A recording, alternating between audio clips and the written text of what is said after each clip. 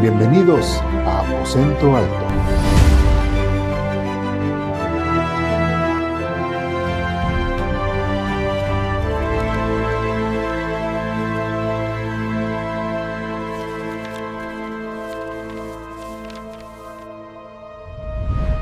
Bien, la semana pasada terminamos con el tema de uno de los peligros que era acerca del método alegórico místico, si lo recuerdan. Entonces, terminamos nuestra hojita 2, terminamos el tema, pero continuamos con las malas interpretaciones. Y el método que vamos a ver hoy en la hojita que se les ha repartido es el método relacional de palabras o conceptos. ¿Sí? A lo mejor alguna vez han de haber escuchado mucha gente que comenta cosas como, de hecho lo puse más adelante, ejemplos. Dice, para saber qué es lo que Dios piensa referente a un asunto, tienes que leer toda la Biblia y verás en general lo que Dios dice sobre el asunto o significado de la palabra. Y ahí puse muy claro, dice, eso es absolutamente falso. Vamos a ver por qué. En el párrafo anterior dice, en este método erróneo de interpretación, trata de relacionar en un mismo significado o concepto, así como de seguir cierta lógica de todas las veces que aparece una palabra o términos en la Biblia, que son sacados de su contexto y arbitrariamente forzados a continuar su línea de pensamiento o interpretación bíblica. ¿Por qué decimos que es falso? Bueno, dicen, es que por ejemplo el tema de, del pecado. Tienes que ver exactamente toda la Biblia, la tienes que leer y ver todas las veces que menciona la palabra pecado y lo que significa. Y todo lo que dice exactamente eso es lo que Dios piensa en contra del pecado. Tienes que ver, por ejemplo, en el caso de la palabra ángel, ¿sí? Todas las veces que la Biblia menciona la palabra ángel, eso quiere decir que son seres celestiales. Y si nosotros vamos al griego, podemos ver que muchas veces la palabra ángel no se refiere precisamente a seres celestiales, sino precisamente de la palabra en hebreo malak o de la palabra en griego es ángelos, que se refiere precisamente a mensajeros, pero no necesariamente tiene que ser seres celestiales. Entonces, si nosotros partimos de esa forma de interpretar, ¿qué es lo que estaríamos haciendo? Pues precisamente algo erróneo.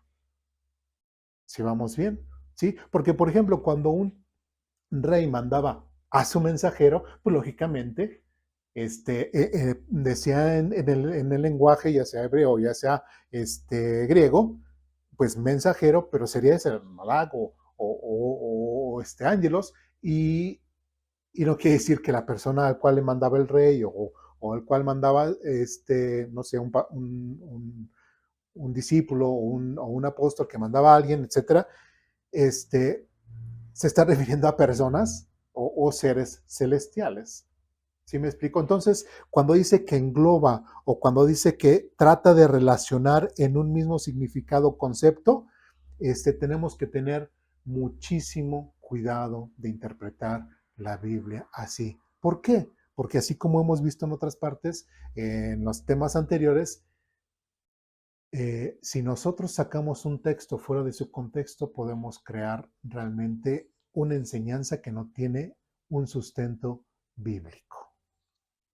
Bien, vamos a ver ahí en nuestras hojitas, puse ahí un chiste popular, que es muy parecido a lo que muchas veces se hace en la Biblia. Podría parecer algo exagerado, pero mucha gente así lo hace o así interpreta. El chiste popular dice de la siguiente forma.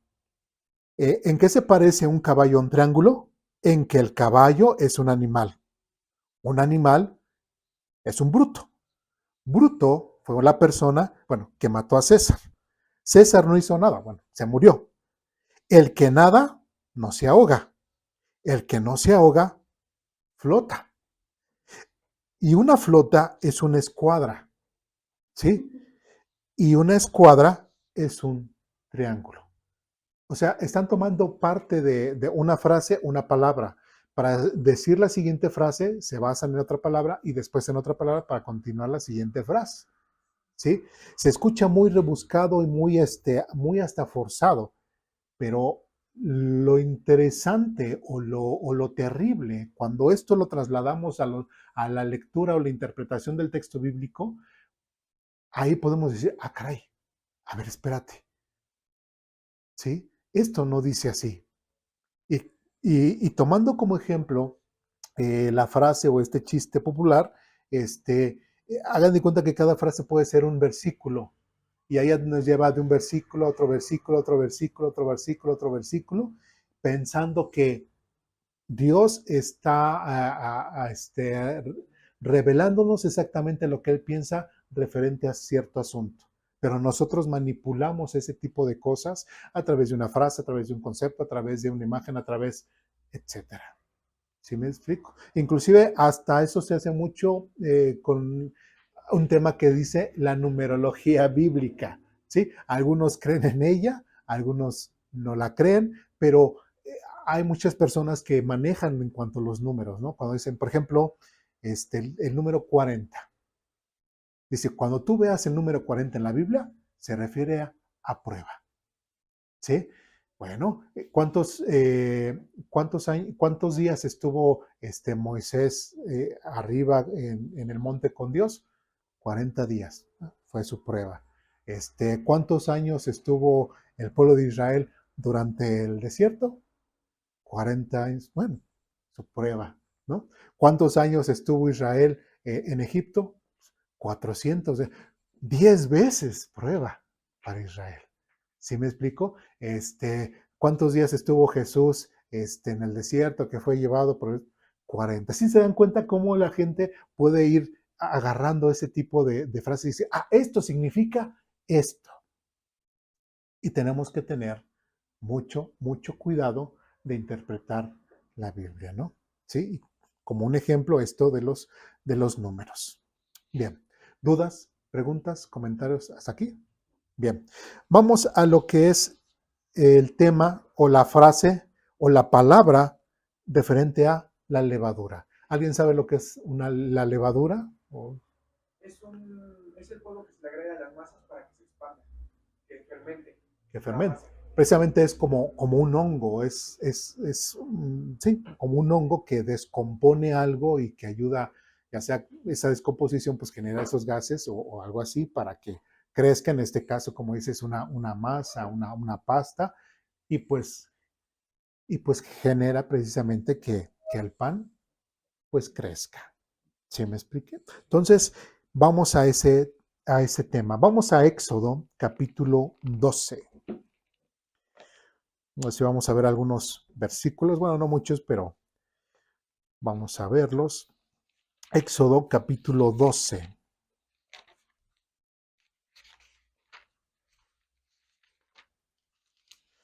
12, versículo 15.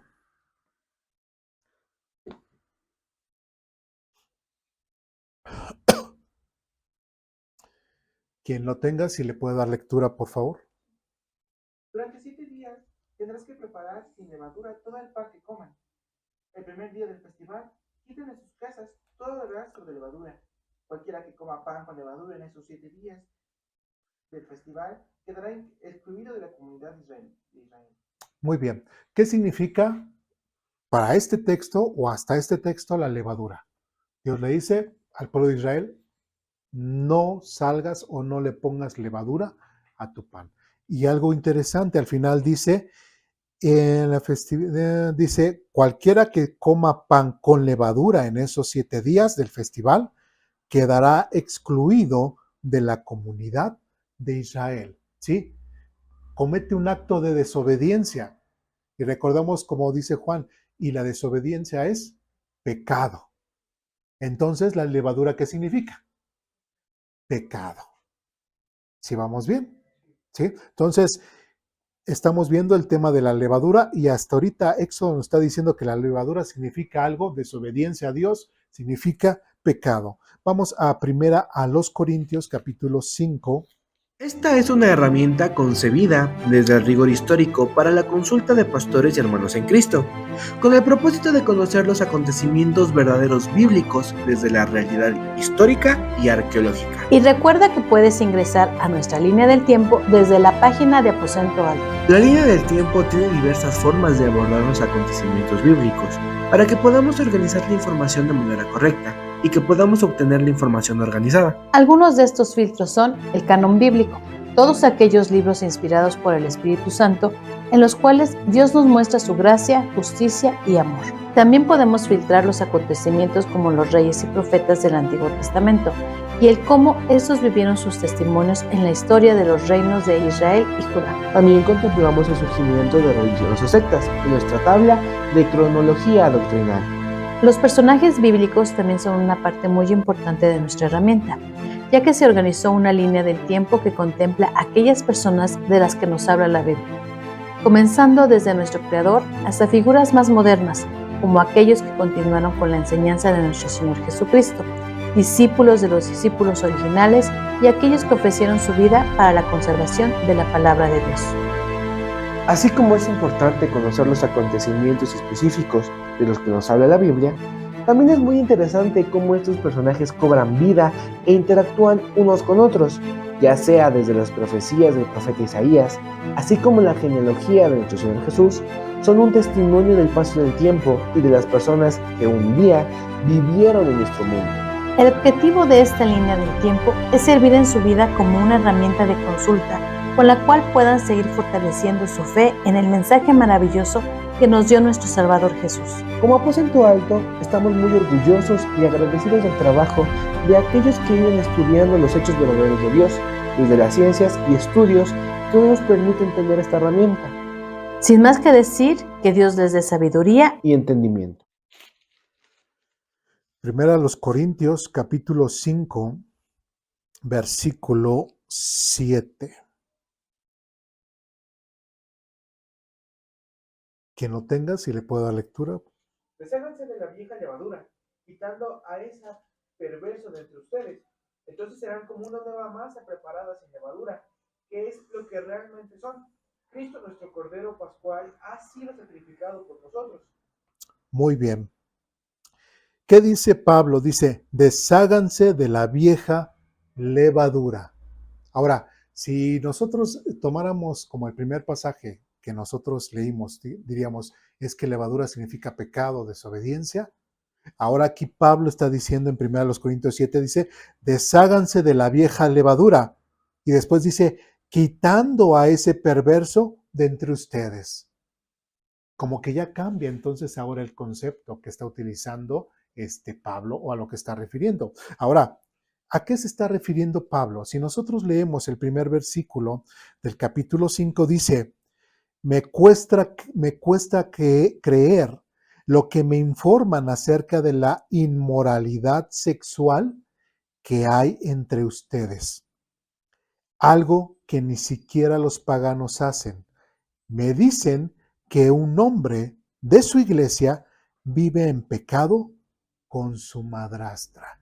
Porque nosotros recordemos que parte de la moral de Dios, el hecho de que alguien se case con la esposa de su padre, pues Dios en su moral lo pone como pecado o lo tipifica como pecado. Entonces, realmente, como recordamos que Corintios pues era una iglesia gentil, pero Pablo era judío y entendía muy bien y sabía precisamente que ese acto de esa persona que estaba cometiendo, ¿sí? Estaba mal y era pecado. Entonces, versículo 7 dice, desháganse de la vieja levadura, quitando a ese perverso de entre ustedes. Entonces serán una nueva masa preparada sin levadura. ¿Por qué dice Pablo que saquen, que quiten? Precisamente eso, porque así como un poco de levadura, y más adelante vamos a ver más, como lo dijo Jesús, dice un poco de levadura. En un pastel no necesitamos echarle así todo el botezote, ¿no? Nada más con una simple espolvoreada y eso es suficiente. Entonces, ¿qué está diciendo Pablo? Que si dejan que esa persona que está cometiendo o está en pecado en esa inmoralidad sexual dentro de su iglesia, ¿qué es lo que pueden decir los de afuera? Esa iglesia son una bola de pecadores. En esa iglesia hay gente así, hay gente aquí, hay gente de esta forma, ¿sí? Entonces, Pablo por eso previene, inclusive les dice, desháganse de la vieja levadura, refiriéndose a una persona. ¿Sí vamos bien? ¿Sí? Y esto pues habla acerca, bueno, otro tema que es el tema de la disciplina en la iglesia, cuando la iglesia tiene que tomar la decisión, ya sea de expulsar a una persona. ¿Sí? Bueno, dudas, preguntas, comentarios, hasta aquí. Bien. Gálatas capítulo 5, versículo 9.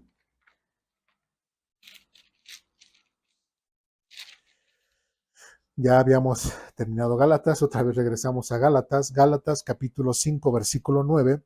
Quien lo tenga, si le puedo dar lectura, por favor. Esa falsa enseñanza es como un poquito de levadura que impregna toda la masa. Muy bien. Recordamos que en Gálatas está hablando acerca de esas enseñanzas o falsas enseñanzas que falsos hermanos o judaizantes estaban metiendo en la iglesia de los Gálatas, que era en cuanto, bueno, sí tienes a Jesucristo, pero también tienes que cumplir la ley, ¿sí?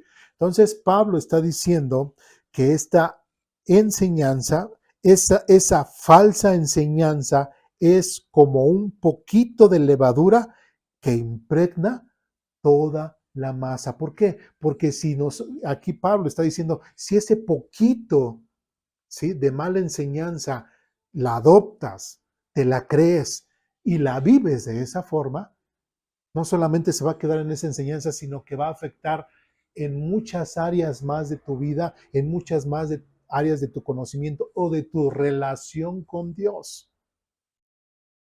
¿Sí me explico? Entonces, aquí nuevamente vemos cómo el concepto de levadura, como al principio, cambia totalmente. No podemos encasillar la palabra levadura en un solo significado general, porque si no estaríamos sacando cada texto que hemos leído completamente fuera de su contexto. ¿Sí vamos bien? Bien. Vamos a Mateo capítulo 16.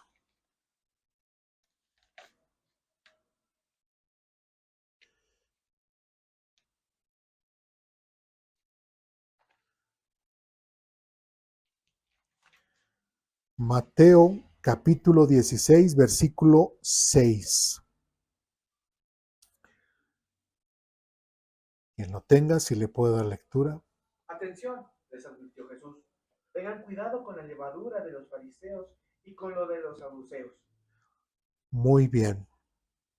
Aquí nuevamente pues vemos al Señor Jesucristo ahora utilizando esta palabra y dice, atención, les advirtió Jesús. Tengan cuidado con la levadura de los fariseos y con la de los saduceos. Ahora sí que si pensamos nuevamente como desde el pasaje de Éxodo capítulo 12, decimos, no, es que levadura es pecado, entonces si nosotros tenemos eso en mente al llegar a este pasaje, ¿qué diríamos? Pues Dios nos está diciendo o Jesús está diciendo que tengan cuidado de los pecados de los fariseos y de los saduceos. Eso no está diciendo el texto. No está diciendo tengan cuidado de sus pecados de ellos. ¿Sí? Y más adelante, versículo 12, bueno, y después hay un debate ahí entre ellos y todo, y hasta Jesús dice, ay, son pero bárbaros, no entienden, no entienden. Y versículo 12 dice, entonces al fin comprendieron que no les hablaba de la levadura del pan, sino de las enseñanzas engañosas de los fariseos y de los saduceos. ¿Se dan cuenta? Nuevamente, el tema o el significado de la palabra levadura cambia completamente. ¿Sí está quedando claro esto? ¿Sí? Otra vez lo repito, por eso no debemos en un solo pasaje conceptualizar absolutamente todo lo que dice la Biblia, ¿sí? Por eso es de que decíamos, y yo ponía y resaltaba ahí en las hojitas, que es completamente falso. El que nosotros digamos, es que si yo leo todo, pues ya lo integro en una sola palabra, una frase, este concepto, y eso es lo que Dios piensa de tal tema. No, no puede ser, ¿sí? Porque, por ejemplo, en el caso de esta palabra, es muy diverso cada pasaje. Ahora vamos a Mateo capítulo 13, versículo 33.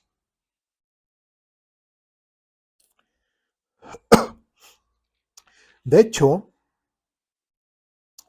prácticamente desde Mateo capítulo 13, el Señor Jesucristo empieza a dar empieza con varias parábolas, habla acerca de la parábola del trigo, referente a que empieza a comparar lo que es el reino de Dios, lo compara con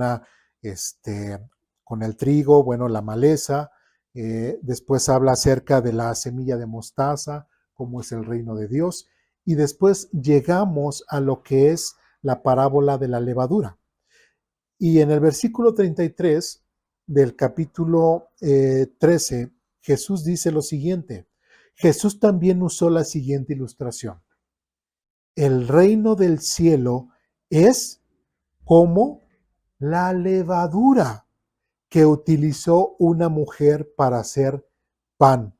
Aunque puso solo una pequeña porción de levadura en 3 medidas de harina, la levadura impregnó toda la masa. ¿Sí se dan cuenta? Ahora el mismo Jesús, ¿sí? Es el que usa la palabra levadura y le da un concepto completamente diferente, ¿sí?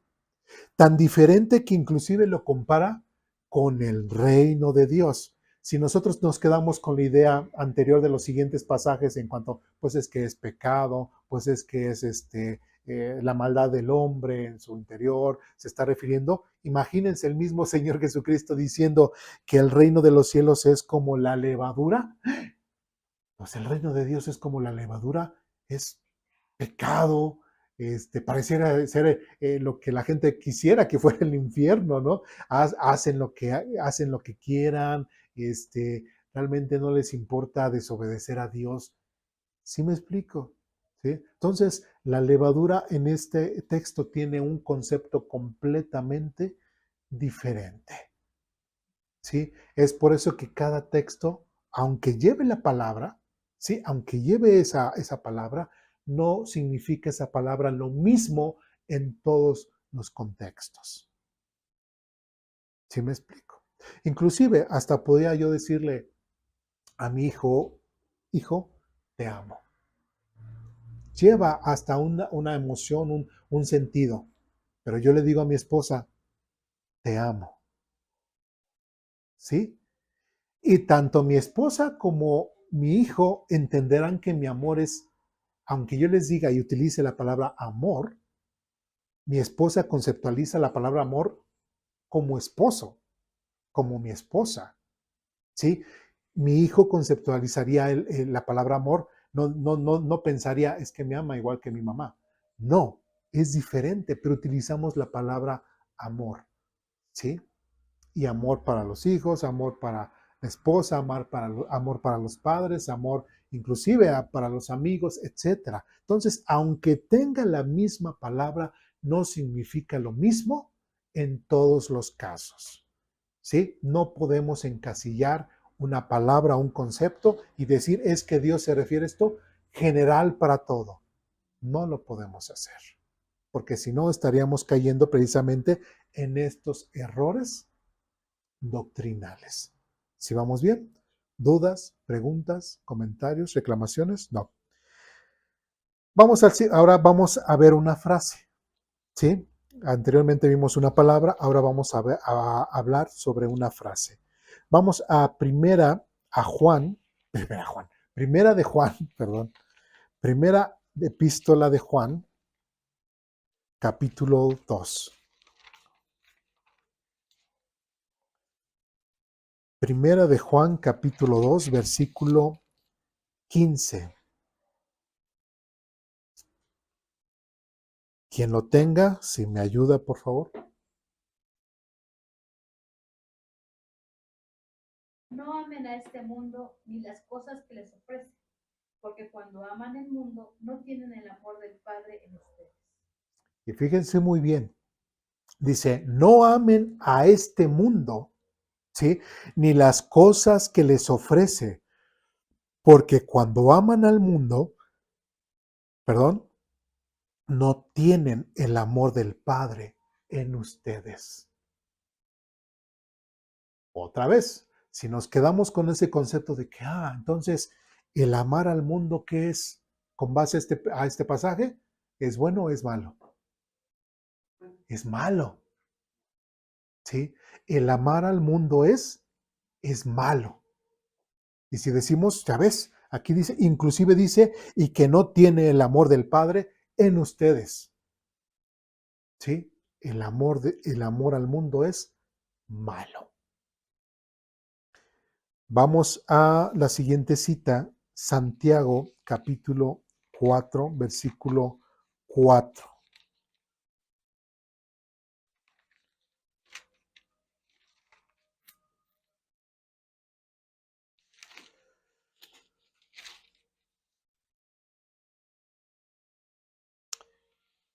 Santiago capítulo 4, versículo 4. Quien lo tenga, si le puede dar lectura, por favor.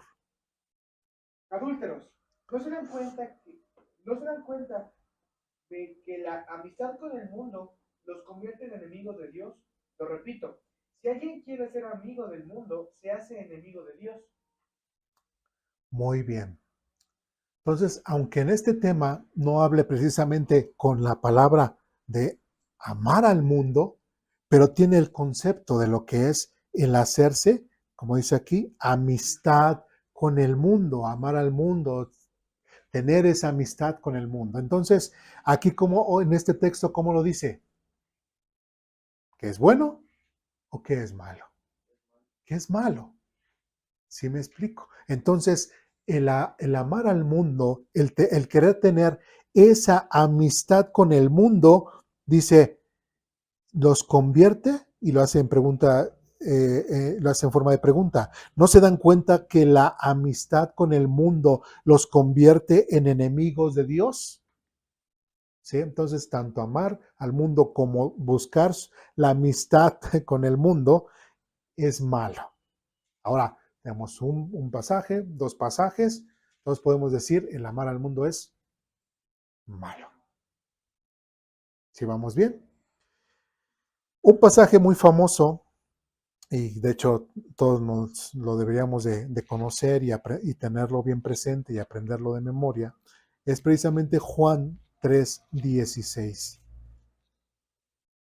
El Evangelio, ahora sí el Evangelio del apóstol Juan, versículo 16. Por favor.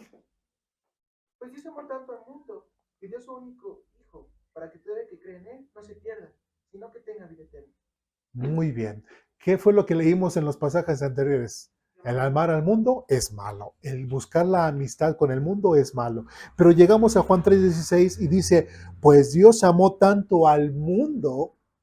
Y Dios, entonces, a ver, si el otro es malo, el otro es malo. Y ahora aquí el mismo Dios es el que dice que amó tanto al mundo. Entonces, ¿Dios es malo porque ama al mundo? ¿Sí? Dios por buscar esa amistad con el hombre, entonces hizo malo. ¿Sí me explico? Y empezamos a hacer ciertas interpretaciones fuera de sentido, completamente sin una forma de entender. ¿Por qué? Porque vamos aislando cada versículo de su contexto. Claro que cada uno tiene su explicación, pero no puedo decir, bueno, así, tajante, pues amar al mundo es pecado. Y todas las citas bíblicas que mencionan en cuanto a amar al mundo o buscar la amistad del mundo, es pecado. ¿Sí me expliqué? Cada una de estas citas tiene que tener, tiene que ser evaluada con base a su contexto.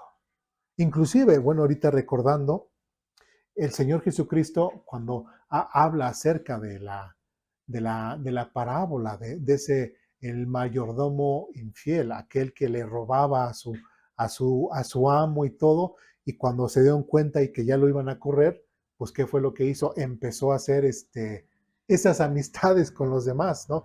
Pues ¿cuánto le debes a mí? No, pues ahora le debes menos. ¿Y tú cuánto le debes a mi señor? No, pues tú le debes tiempo. Y el mismo Señor Jesús al final de la palabra dice que lo alabó precisamente por esa actitud, por esa amistad con el mundo, por esa salida precisamente de su entorno, pero por el haber sido hábil, ¿sí? Entonces, no podemos decir que todo está mal. Simplemente nosotros a la hora de evangelizar, ¿sí? No nos podemos aislar del mundo. Si conceptualizamos que el mundo siempre va a ser malo, necesitamos estar casi en medio del fuego, por decirlo de una forma. ¿Por qué? Para que el mundo o la gente del mundo pueda venir a la iglesia y pueda ser transformada con base al conocimiento de Dios. ¿Sí? Si no, ¿qué pasaría como los judíos? No, nosotros judíos somos buenos y el pueblo gentil es malo. No nos mezclamos ni nos interesa. Como los judíos hasta la fecha lo siguen haciendo. ¿Sí? Pero lamentablemente ellos, en lugar de poder mostrar el amor de Dios o ser ejemplo de adoración para todas las naciones, nunca lo hicieron, no lo han hecho y creo que ni lo harán, ¿sí? Y solamente tenemos el testimonio de la Biblia acerca de cómo ha sido su relación con Dios. Entonces, otra vez repito, no podemos conceptualizar precisamente este tipo de cosas. Dudas, preguntas, comentarios, reclamaciones. ¿Sí está quedando claro el tema? Bien. Otro asunto, bueno, vamos más adelante en nuestras hojitas, creo que sí vamos a terminar esta hojita. Dice, hay que tener mucho cuidado con las siguientes referencias que vienen en algunas Biblias, ya que podrían seguir esta misma línea de interpretación. Por ejemplo, bueno, aquí yo tengo mi Biblia viejita, es versión 60. Recordemos que ahorita estamos leyendo la nueva traducción viviente. Esta Biblia, pues ha estado conmigo casi algo más de 20 años, conmigo. Y bueno, hasta abajo hay unas referencias. De hecho, en la hojita, bueno, de hecho, pues le saqué la foto precisamente a un pasaje y a unas referencias aquí de esta Biblia, le saqué la foto para ponérselas ahí en su hojita y solamente para tomarlo como ejemplo.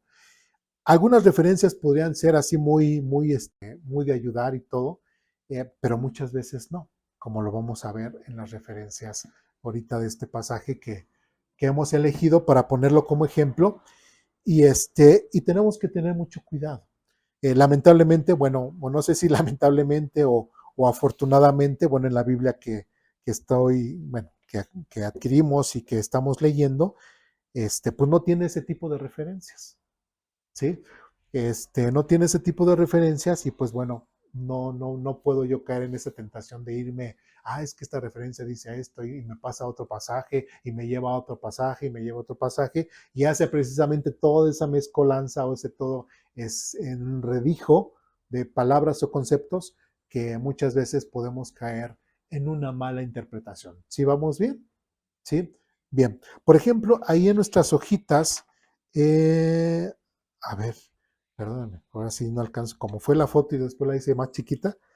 A ver, vamos a 1 Corintios capítulo 12, versículo 28.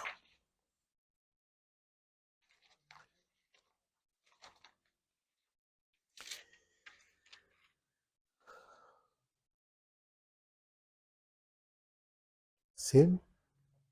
Estamos tomando aquí con la foto que les puse estamos tomando las referencias que están abajo. ¿Sí? Es 1 Corintios capítulo 12, versículo 28. Quien lo tenga, si le puede dar lectura, por favor.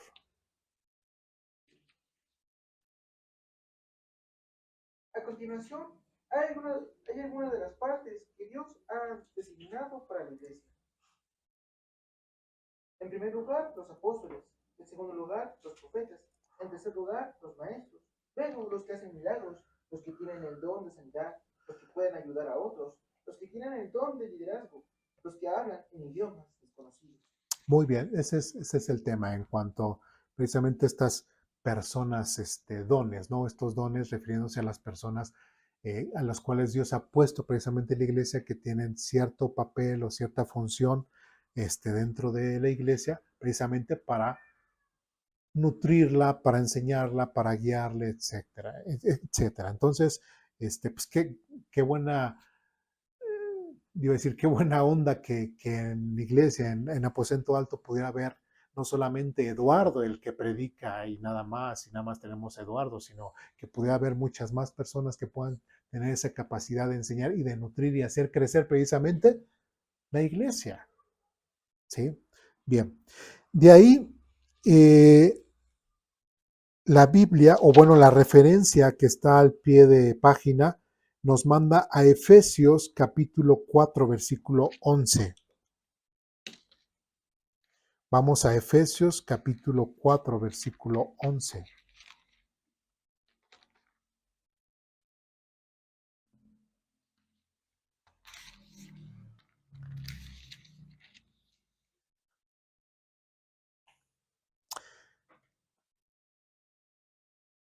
Quien lo tenga, si le da lectura, por favor.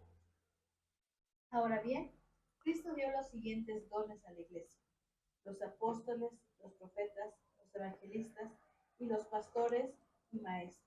Muy bien. Bueno, y se puede seguir, pero está dando ese tipo de referencias. Si se dieron cuenta, está hablando acerca de en cuanto a un tema. ¿En cuanto a qué tema? Pues que Dios ha dado precisamente estos hombres o estos regalos a la iglesia, refiriéndose a personas o dones hombres, ¿sí? Precisamente que son los que trabajan y hacen crecer a la iglesia en espiritualidad, en fe, en confianza a Dios, etcétera, etcétera, etcétera. Ahí pareciera que todo va bien, ¿sí? Porque nos dice, mira, este texto también habla de acá y me lleva para acá, que hablan exactamente de lo mismo. Pero lamentablemente muchas veces no es así.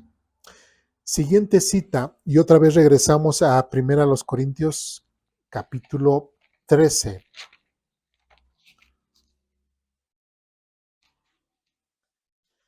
Primera a los Corintios capítulo 13, versículo 2, que sería el punto de referencia. Quien lo tenga, si le da lectura, por favor. Si tuviera el don de profecía y entendiera todos los planes secretos de Dios y contara con todo el conocimiento, y si tuviera una fe que me hiciera capaz de mover montañas, pero no amara a otros, yo no sería nada. Muy bien. Siempre hay en la Biblia, o siempre nosotros conceptualizamos ciertos pasajes o ciertos capítulos. Es que habla de este habla de este. Primera de los Corintios, capítulo 13, dentro de la jerga o dentro del vocabulario cristiano, se dice que el capítulo 13, a Primera de los Corintios, habla acerca de el amor. Entonces, tiene que ver todo en relación al amor. ¿Sí me explico? ¿Sí? El tema central de Primera de los Corintios es el amor. Y de ahí es de donde vamos a partir. La referencia que nos da la Biblia vamos a Mateo capítulo 17, versículo 20.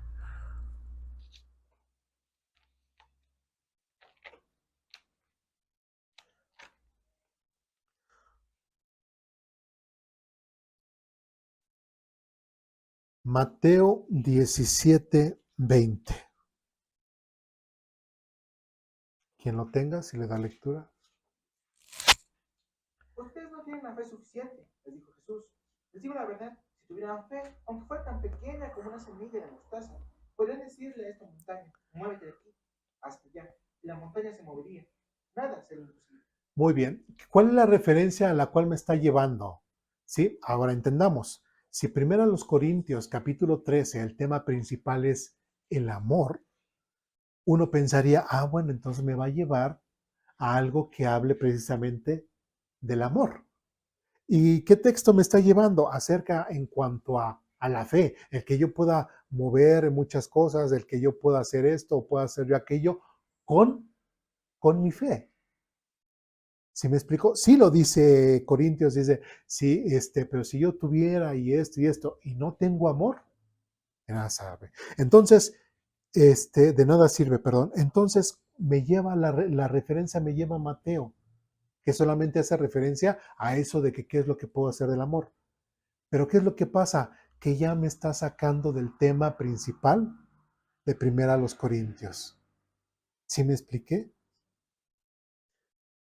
Siguiente cita que da la referencia aquí es eh, otra vez Mateo 21, 21.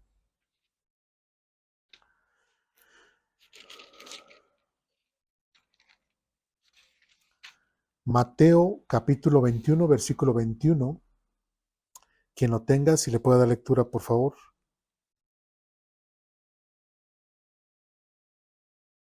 Entonces Jesús les dijo, les digo la verdad, si tienen fe y no dudan, pueden hacer cosas como esa y mucho más. Hasta pueden decirle a esta montaña, levántate y échate al mar. Y sucederá. Exactamente lo mismo. ¿Sí? La referencia solamente está diciendo en cuanto a lo que yo puedo hacer con la fe. ¿Sí? Pero otra vez lo repito, pero primero a los Corintios capítulo 13, su tema no es lo que yo puedo hacer con mi fe, sino es el tema del amor. Siguiente y última cita que da aquí la referencia, Marcos 11, 23.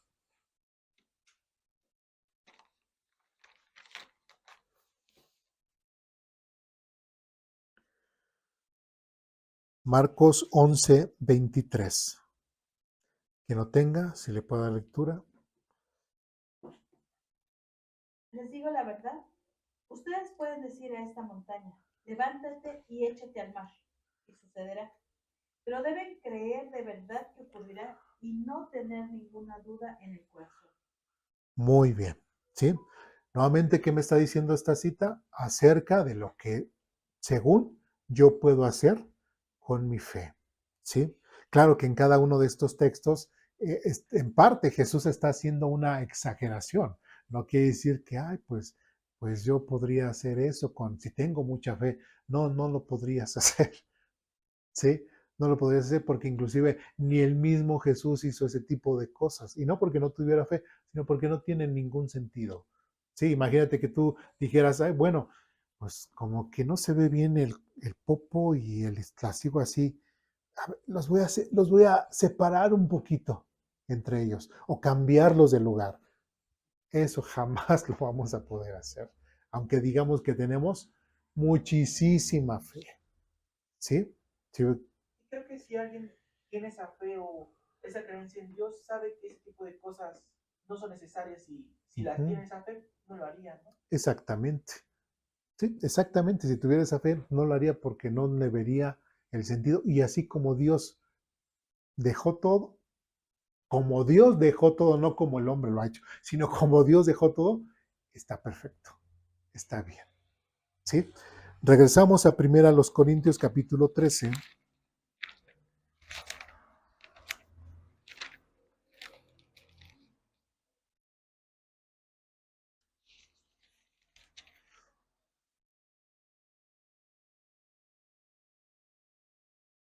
¿Y cuál fue nuestro texto? 13:2, donde dice, si tuviera el don de profecía y entendiera todos los planes secretos de Dios y contara con todo el conocimiento y si tuviese una fe que me hiciera capaz de mover montañas, pero no amara a otros, yo no sería nada.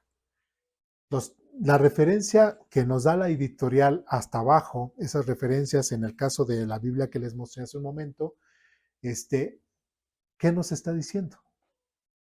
¿Va acorde con lo que dice 1 Corintios capítulo 13?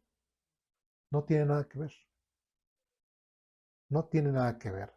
Y ese es uno de los peligros. Inclusive podemos pensar que me saca completamente de la idea principal de Corintios 13, que es el tema del amor, y me saca completamente de lo que es el tema, que es el amor. Y me lleva a donde lo que puedes hacer tú con tu fe.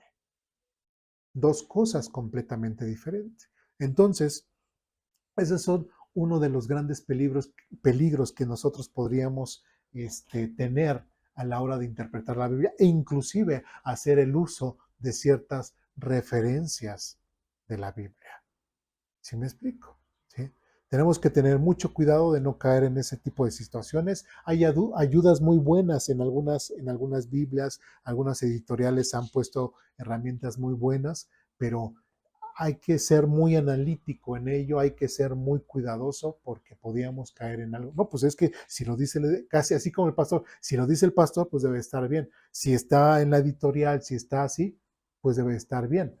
Y no está bien. Por ejemplo, un detalle, en esta Biblia, si nosotros vamos a los evangelios, todavía tendríamos San Mateo, San Marcos, San Lucas, San Juan. Y yo me acuerdo que una vez decía, pero ¿por qué San? ¿Y por qué San? Digo, yo venía del catolicismo y todo, San Mateo, San Marcos, ¿y por qué San? Pues yo también soy San, ¿no? San Eduardo, ¿por qué no me dicen así? San Luis Eduardo. Y ya encontramos con Biblias más actuales y todo, en el caso de la que estamos leyendo, y solamente dice Mateo, Marcos, Lucas y Juan. Pero eso ya es parte de las editoriales, no tanto de los originales o que así de alguna forma hayan sido en un principio.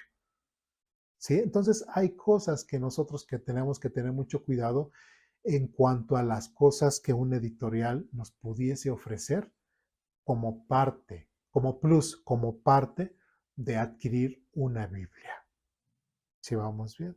Por ejemplo, algo muy famoso es todas las palabras de Jesús en rojo. Muchas Biblias lo tienen, muchas no. Algunas personas sí les ayuda, algunas personas les distrae. Entonces, ¿por qué? Porque inclusive una vez conocí a una persona que precisamente dice, pues yo nada más leí todas las letras rojas que decía en la Biblia. O sea, refiriéndose a todo lo que dijo Jesús. Pero aún así, si no lee las letras negras que son parte del contexto de lo que está en rojo, pues entonces no entendió. Aún así hayan sido las palabras de Jesús, aún así hayan sido remarcadas con rojo, si solamente leyó esas porciones, entonces no entendió en su totalidad o completamente lo que Dios quería hablarle. ¿Sí vamos bien? Entonces, este método de relación de palabras o conceptos tenemos que tener mucho cuidado porque sí nos podría llevar un susto o un mal rato con una mala interpretación. Y recordemos que si tenemos una mala interpretación, eso lo trasladamos a nuestra vida. Y si vivimos con una mala interpretación en nuestra vida, pensamos que estamos bien para con Dios, pero Dios pues lo ve mal, porque estamos interpretando mal su Biblia. ¿Sí me expliqué? ¿Sí? Bueno, dudas, preguntas, comentarios, reclamaciones hasta aquí. ¿Sí quedó bien claro? ¿Sí? Bueno, pues vamos a orar para ti.